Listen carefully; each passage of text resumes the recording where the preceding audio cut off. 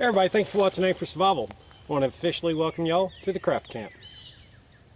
Okay guys, so I built this temporary campsite to help push the skill set. A little less gear, however, gear is a part of the channel and that's not a bad thing. We got a few things I want to talk about, but first, we need to light this fire.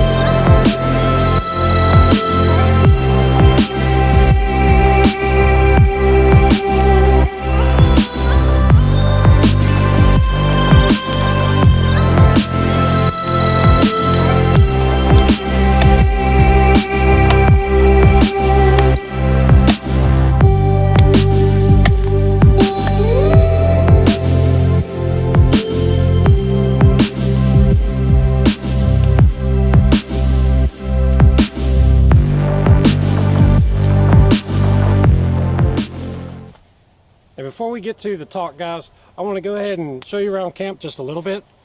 Forgive me, I've been working the last few hours carrying up a few hundred pounds of rocks. We'll show you that in a minute. However, I want to show you my cooking rack. This is actually very unique, the first one I've ever made, but very useful addition in camp. Now while I have it littered with gear, like our SE knife, pretty much a one-trick pony in itself, we do have a small rack here. This will allow us to place plates, pots, anything we need. Going down to this side, we have a table. Give you a closer look at this. Now looking here is about 3 foot across and about foot and a half wide. It just allows me a place to store and organize my gear and possibly eat my meals. I want to go ahead and show you just a little trick to make this even more efficient. By adding the Lord & Field Tweed log carrier, we now have a solid platform that we could clean our weapons on, work on delicate craft projects, possibly write our notes. I am big into journaling, especially when I go on events or training exercises, and a good place to put some of our gear. So here and all, you get a spoiler. You'll like these guys. On this side, we do have a pot hanger. Again, I do consider this a cooking implement, so we do have a pot hanger. We have a Y stick in case we wanted to make a crane. Something I haven't seen anybody talk about.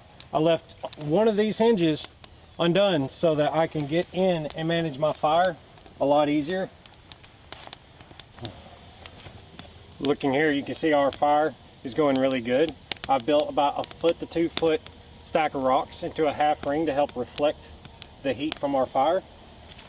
I do have a wood processing station here. I have a makeshift baton and my axe ready to go. The shelter is a 3-point lean system. It is temporary as it is not tied to the tree in the back. However, it is a very large tripod which would work without using cordage. However, I went ahead and put cordage on there anyways just to make it a little safer. And today I've used our Bugout kit tarp. It's easy, available. I'm not really expecting rain, but it was great for shade. And by not making this a permanent shelter, I can now use bigger tarps, ponchos, drop cloths, whatever I want to as a shelter implement. I do also have a camp chair. This will definitely aid in keeping me up off of the wet ground. It'll help me rest and definitely help keep my body warmer, not to mention just making myself comfy. This fireplace is going really good. As you can see by the light poking through the rocks, it has plenty of opportunity for oxygen to help make this fire good and hot. It is open to the camp. Smoke would be a consideration, however, our shelter is high in the front, allowing the smoke to escape and us a little bit of room away from the smoke itself. I want to talk about our chopping stump. Okay, we have a small and portable chopping stump. Unlike the larger survival camp, this is more for crafting and small projects. And again, it's a small one because I had to carry this a mile up a mountain, guys. Made a whole special trip, and that's the only one that I was carrying up here. Now we do have some extra wood. As you can see behind me, we've got plenty of wood to chop up and add to our fire. Again, we definitely will want to work on a wood store. We'll probably look into that next. Another feature at camp is the water source. We have plenty of wood, now we need plenty of water. And guys, we have it in the oodles. We have frogs and fish in this pond. This is definitely a great place to come out and spend the day. With that said, there are some obstacles you got to contend with when you're near a waterway. You really want to stay at least 200 feet from a water source, and that's mostly because of mosquitoes and wild games. You do not want a deer running into you while you're sleeping. I promise you, they're much stronger than you think, and they're pretty tough. You got to think of wild animals like possums, raccoons, bears, and coyotes, more specifically what we call coy dogs, and that is the wild breeding of a coyote and a domestic dog. They're not afraid of people. That's why I carry a gun.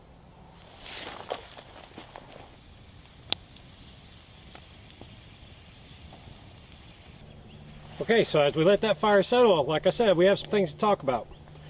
Something that's really sticking in my mind, something I'm seeing time wasted on in forums, is the definitions and the differences between bushcraft, woodcraft, survival, and what I believe is the more appropriate term, fieldcraft. Guys, everybody has the right to their opinion, and these are just some of my insights. We're going to go ahead and start off with the definitions. And to do this, I'm going to take the Webster's definition, guys. We're not going to stay hung up on details. We really aren't. I just want to go ahead and express my concerns, or my interest more or less, on the differences, how they are relevant and how they are not. So first off, survival, guys. Aim for survival. Appreciate you watching. But it's the state of fact of continuing to live and exist, typically in spite of an accident, ordeal, or difficult circumstances. So survival in itself is the state of living against adversity. There's no place, no resource limitations. That is just keeping your body alive. Okay, so we're on that. Bushcraft, again, this is defined by Webster. You have the skill gained by or necessary for living in the bush country. Goes on further research, bush country is the rural, undeveloped country area of certain areas. And guys, that could be anything. That could be desert, that could be woodland, it could be the shrublands of Australia, guys. I do believe bushcraft is a more European term, and I think it came from Australia, from going out into the bush where there are low, shrubby, hard to use materials. However, again, we most commonly now refer to it as being out in the woods and crafting anything. Moreover, educated minds I respect push this topic, and it is woodcraft. The skill of woodwork, knowledge of the woods, especially with reference to camping and other outdoor pursuits. Guys, this is a very good definition of what we do out in the woods, whether we're recreating, watercrafting, anything to do with the woodlands, it seems though, but it says outdoor pursuits. So guys, that could be anything. So again, it seems like everybody's on the same page.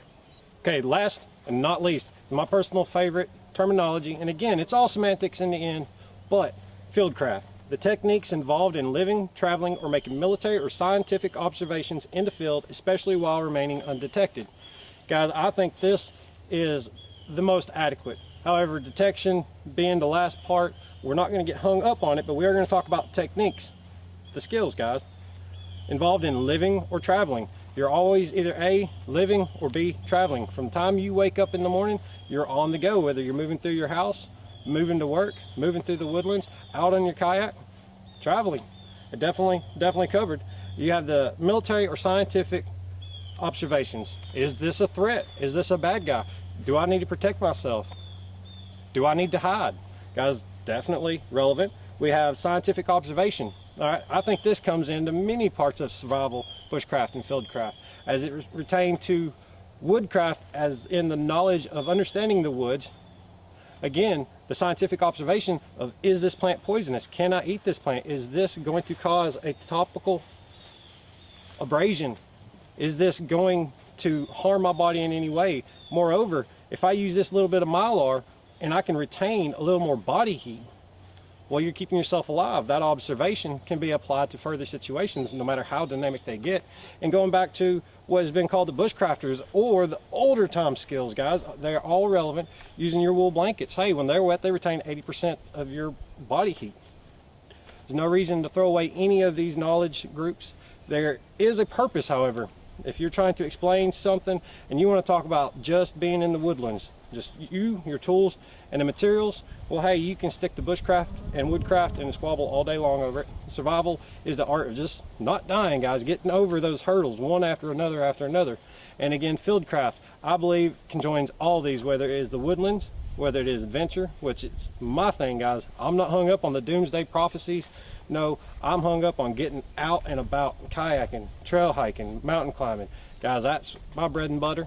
Well, there you go, guys. Here's the new craft camp. Haha, now you see why I called it craft camp. That way nobody can argue. It's a little bit of everything, a little bit of primitive, a little bit of modern, and hey, that's exactly where I want to be.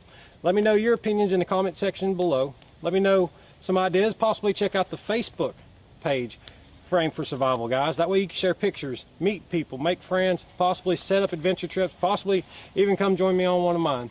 Well, either way, I appreciate everything you do for the channel. Use the descriptions to find links to support the channel. If you haven't already, smash your like button, comment down below, subscribe, and as always, when you aim for survival, don't miss.